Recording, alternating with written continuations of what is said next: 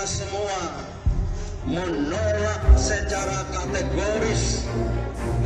Tokoh Gerakan Penegak Kedaulatan Rakyat sekaligus mantan Ketua Umum PP Muhammadiyah, Din Syamsuddin turut menggelar aksi unjuk rasa di Bundaran Patung Kuda, Jakarta Pusat, Senin 22 April 2024. Din yang turut menyampaikan orasi di hadapan ratusan peserta aksi itu mengaku sejak awal telah pesimis bahwa MK bakal mengabulkan gugatan hasil Pilpres yang diajukan Paslon 01, Anies Baswedan Muhaimin Iskandar dan Paslon 03, Ganjar Pranowo Mahfud MD. Saya dapat menyimpulkan bahwa MK menolak gugatan dari tim Paslon 01 maupun Paslon 03.